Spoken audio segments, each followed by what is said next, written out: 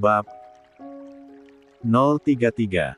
Diam-diam Davin pun sering memperhatikan Ayu. Bertanya pada penghuni kamar lain tentang Ayu bekerja apa dan di mana hingga ia tahu jawabannya. Davin melirik jarum jam yang terus berdetak. Jarum pendeknya sudah menunjuk ke angka 10 malam. Gegas Davin pun memejamkan matanya terlebih rasa kantuk memang sudah menyerang. Sementara di rumahnya, Ayu cukup kesulitan menutup matanya. Pikirannya terus tertuju pada Davin dengan banyak dugaan-dugaan di kepalanya. Sebenarnya dia ada urusan apa? Tumben, jarang-jarang. Apa mungkin urusan anak-anak yang di bangunan kosong waktu itu? Atau mungkin... tidak. Ayu bergegas menggelengkan kepalanya saat pikiran buruk tentang Davin mulai memenuhi kembali otaknya. Sebulan tinggal dalam satu atap denganmu, ternyata belum mampu untuk mengenal siapa dirimu seutuhnya, Mas. Masih banyak keanehan dan kejanggalan yang aku sendiri tidak tahu jawabannya, gumam Ayu. Namun, hanya satu yang pasti. Kala berjauhan seperti ini, ada rindu yang tiba-tiba menyelinap masuk ke relung hati. Ada rasa kehilangan dan ada rasa yang kurang saat lelaki itu tak ada di sampingnya. Bah, kangen kakak ipar, iya. Dari tadi bolak-balik. Bukannya tidur, tegur Raya yang merasakan setiap pergerakan posisi badan Ayu. Bah cuma susah tidur, balas Ayu. 116. Susah tidur karena teringat kakak ipar. Gak ada yang meluk dan ngelonin, goda Raya lagi. Cek, ngaco aja kamu, Rai. Udah buruan tidur. Katanya besok mau ikut ke kota, balas Ayu. Ia tak ingin Raya keterusan berbicara karena adiknya itu seolah selalu tahu apa yang dirasakan dirinya. Iya. Bah juga dong buruan tidur. Biar kangen-kangenannya di mimpi aja, timpal Raya diakhiri gelak tawa pelan. Cek, anak kecil. Gerutu Ayu pelan. Ia pun mengubah posisi tidurnya menjadi membelakangi Raya yang tak bosan-bosan menggoda dirinya. Paginya, keluarga. Ayu kembali dibuat geger oleh Riri yang kembali muntah-muntah saat sarapan. Bu, kenapa Riri gak dibawa ke dokter saja? Ibu lihat sendiri setiap hari Riri muntah seperti itu, tanya Pak Lukman pada Bu Ratih. Masa ia sakit mah muntahnya tiap hari, lanjut Pak Lukman yang langsung menghentikan sarapannya. Ia tak berselera untuk menghabiskan makanannya mendengar muntahan sang anak tiri. Mah dari mana, Pak? Kan Mbak Riri hamil, celetuk Raya tiba-tiba. Raya. Punya mulut lemes banget sih. Tegur Bu Ratih dengan mata melotot. Loh, kan kenyataannya gitu, Bu. Emang sampai kapan mau ditutupi? Sampai perut Mbak Riri buncit. Timpal Raya berani. Gak usah ikut campur. Hardik Bu Ratih pada anak tirinya itu geram. Cukup. Pak Lukman menggebrak meja kencang. Hingga lauk dalam piring sedikit berceceran ke atas meja. Bu, apa yang dikatakan Raya itu benar? Tanya Pak Lukman sembari menatap Bu Ratih. Bu Ratih terdiam. Ia hanya bisa menunduk takut-takut. Pun dengan Ayu dan Raya yang masih ada di meja makan. Semuanya bungkam. Sementara Riri sendiri langsung masuk ke dalam kamar setelah muntah tadi. Katakan, Bu. Ujar Pak Lukman dengan suara lantang. Bu Ratih pun langsung mengangguk pelan. Benar, Pak. Astagfirullah, Bu. Kenapa semua itu bisa sampai terjadi? Pak Lukman meraup wajahnya kasar. Bapak kan sering ingatkan, agar Riri jangan memasukkan pacarnya ke kamar. Tapi ibu selalu ngeyel dan membela dia. Katanya mereka gak akan mungkin ngapa-ngapain. Katanya pintu kamarnya suka dibiarkan terbuka. Lalu apa sekarang? Apa ini, Bu? Ini hasilnya. Lanjut Pak Lukman murka. Jangan kencang-kencang, Pak, malu didengar tetangga, cicit Bu Ratih. Kelakuan Riri yang memalukan. Mau ditutupi serapat apapun, orang-orang juga tetap akan tahu. Karena lambat laun perut anakmu itu akan membesar, timpal Pak Lukman. Ya tinggal kita nikahin aja, Pak, gampang, sahut Bu Ratih enteng. 117. Astagfirullah, Bu. Sadar gak apa yang sudah dilakukan Riri itu dosa besar. Dia sudah berzina. Suruh dia taubat, Bu. Minta ampun. Jangan sampai karena kelakuannya, kita semua kena laknat, tutur Pak Lukman bijak. Iya. Nanti ibu bilangin sama Riri. Yang penting sekarang, kita harus datangi dulu keluarga Romi buat meminta pertanggungjawaban. Ya, Pak. Timpal Bu Ratih. Pak Lukman kembali mengusap wajahnya. Dia yang tak tahu apa-apa harus tetap kecipratan malunya. Belum lagi dia pula yang harus berbicara langsung pada keluarga Romi. Ayolah, Pak. Riri juga kan anakmu. Dia tanggung jawabmu, bujuk Bu Ratih mengiba. Ibu tahu, Bapak sungguh kecewa dengan kelakuan Riri. Selama ini, anak-anak kandungku rela mengalah demi Riri bisa kuliah. Tapi sekarang, ini balasannya. Riri malah melempar kotoran ke wajah Bapak. Apa Riri gak berpikir sejauh itu sebelum terjerumus dalam dosa besar? Tanya Pak Lukman dengan sorot kekecewaan yang mendalam. Sudahlah, Pak. Semuanya sudah terlanjur terjadi. Lebih baik sekarang kita buru-buru datangi keluarga Romi. Jangan terus-terusan sudutkan Riri. Kasian dia lagi hamil. Nanti bisa-bisa dia stres, timpal Bu Ratih yang tetap ingin menjadi garda terdepan untuk sang putri. Ya sudah. Nanti siangan kita ke rumah Romi. Riri tahu alamatnya kan? Balas Pak Lukman akhirnya luluh juga. Sekecewa apapun Pak Lukman, sebagai seorang kepala keluarga, ujung-ujungnya dia tetap menjadi orang yang paling harus bertanggung jawab. Dengan helaan napas panjang, Pak Lukman pun beranjak dari duduknya dan berjalan menuju kamarnya. Ia seolah ingin mendinginkan kepalanya yang masih terasa panas. Wah senangnya Mbak Riri sudah mau jadi ibu. Nyalip Mbak Ayu ternyata. Semoga Mbak Riri bisa merawat bayinya, ya. Soalnya kan kata ibu, punya anak itu gak gampang, sindir Raya Bu Ratih. Apaan sih kamu, Raya? Kecil-kecil ikut campur saja bisanya, hardik Bu Ratih sembari mendelik. Ia sungguh kesal dengan sikap Raya yang sering menjawab dirinya. Assalamualaikum.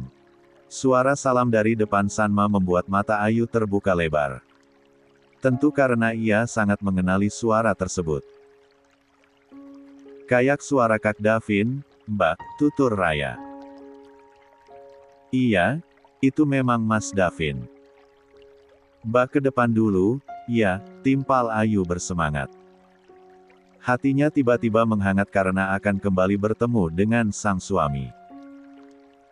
Waalaikumsalam, jawab Ayu lantang sembari membukakan pintu. Loh, Mas, kok kesini lagi? Tanya Ayu. Ia langsung meraih tangan Davin dan menciumnya. Iya. Kan mau jemput kamu, jawab Davin sembari tersenyum simpul. Ekor mata Ayu melirik pada mobil yang terparkir. Mobil yang sama dengan yang kemarin dibawa Davin. Kenapa mobilnya belum dikembalikan lagi, Mas?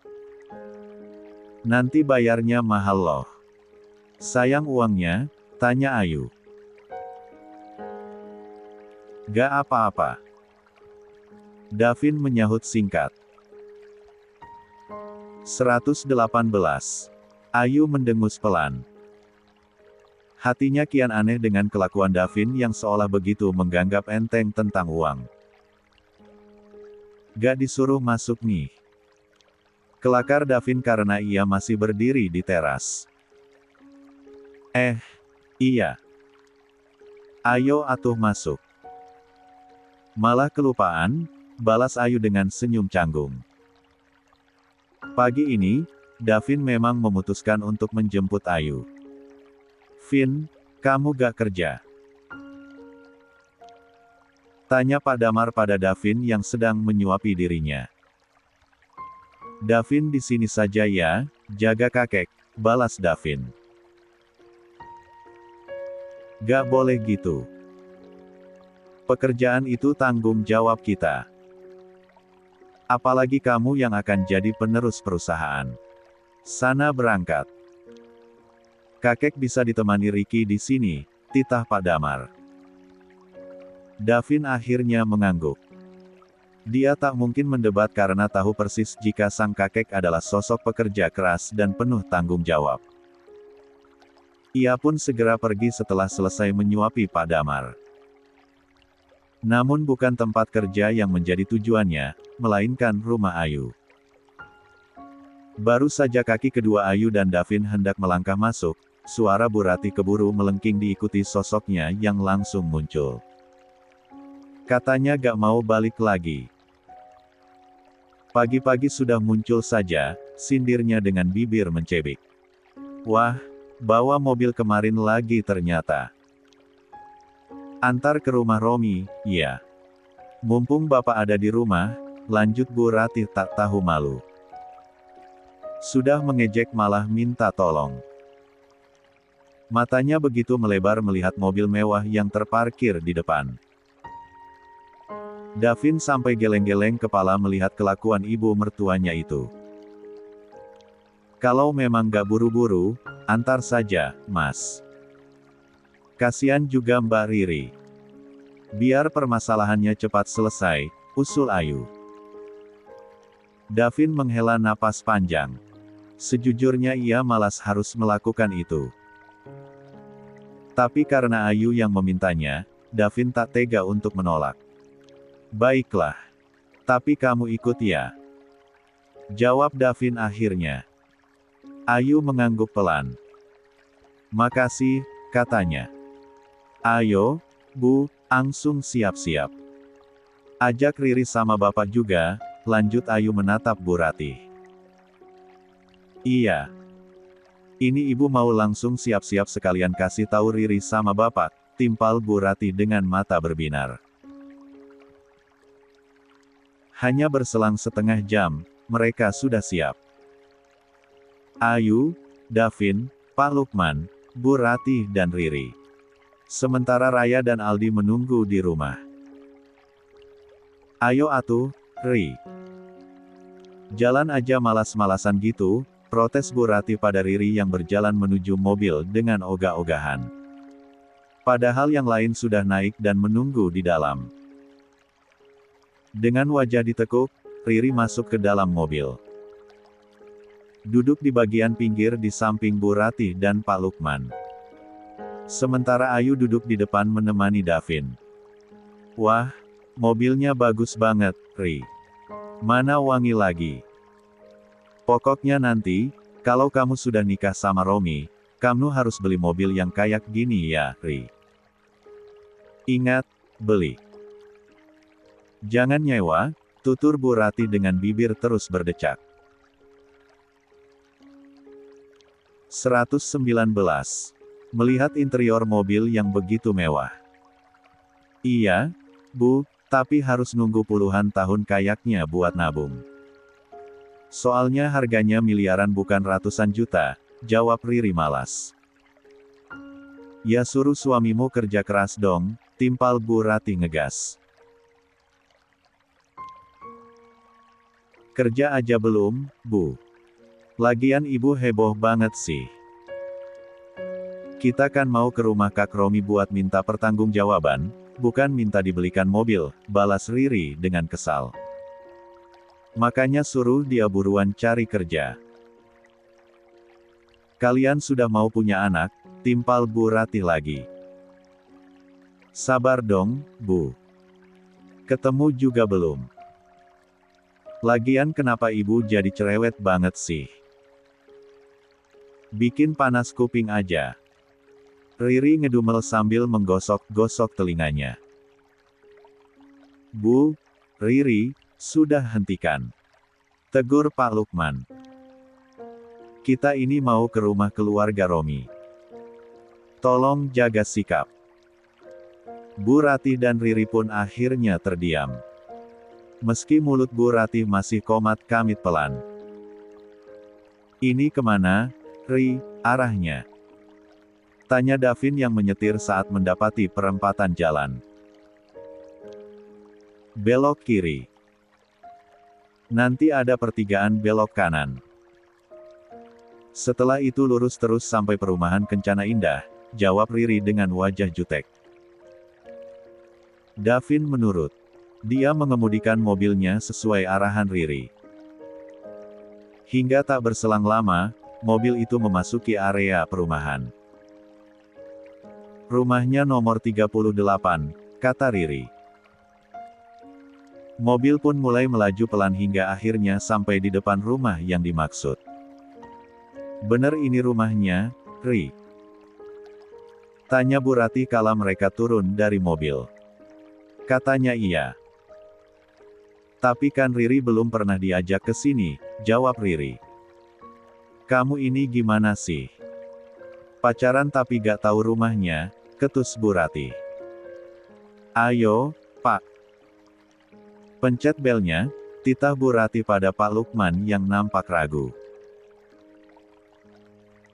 Pak Lukman pun akhirnya memberanikan diri memijit bel. Hingga tak lama kemudian, pintu rumah itu terbuka lebar. Cari siapa? Ya. Tanya wanita parubaya yang masih cantik. Apa benar ini rumahnya Romi? Tanya Pak Lukman. Iya benar. Saya ibunya. Ada perlu apa? Iya. Timpal wanita dengan rambut sebahu tersebut. Boleh kami masuk? Kami ada perlu dengan orang tuanya Romi, tutur Pak Lukman dengan raut wajah nampak salah tingkah. Ayo, silakan. Saya panggil Romi dan suami saya dulu, timpal wanita itu sambil menggeser badannya. Membiarkan rombongan keluarga Ayu untuk masuk. Langsung duduk saja, ya, lanjutnya sembari melenggang ke dalam. 120. Ayu duduk bersebelahan dengan Davin. Bu Ratih bersebelahan dengan Pak Lukman sementara Riri duduk sendiri. Wajah mereka nampak tegang hingga tak ada yang berani bersuara. Tak berselang lama, Romi datang dengan mata sempat melebar. Disusul kedua orang tuanya yang berada di belakangnya. Ketiganya pun lalu duduk bergabung bersama keluarga Ayu. Begini, Pak, Bu. Mohon maaf apabila kedatangan kami ke sini mendadak. Maksud kedatangan kami ke sini ingin meminta pertanggungjawaban putra Bapak dan Ibu atas kehamilan putri kami yang bernama Riri, beber Pak Lukman lantang. Mata orang tua Romi pun langsung membulat dengan ekspresi keterkejutan yang tak bisa disembunyikan.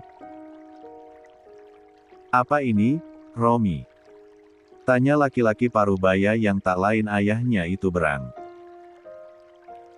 Apa, Pak? Romi gak tahu apa-apa, elak Romi tak terima. Sekarang katakan, Apa buktinya kalau anak yang dikandung itu anakku? Lanjut Romi sembari menatap Riri tajam.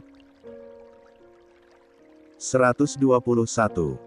Mendengar pertanyaan seperti itu, Riri sontak membelalakkan matanya. Hatinya terasa hancur dan perih, hingga bulir bening tak dapat dibendung lagi. Kakak kok tega bilang seperti itu? Kak Romi pikir aku wanita apaan? Aku hanya pernah melakukannya dengan Kak Romi seorang. Itu juga karena Kak Romi terus-menerus meyakinkan kalau gak akan terjadi apa-apa, tukas Riri dengan suara bergetar. Punggung tangannya sibuk mengelap air mata yang terus saja mengucur deras di pipinya.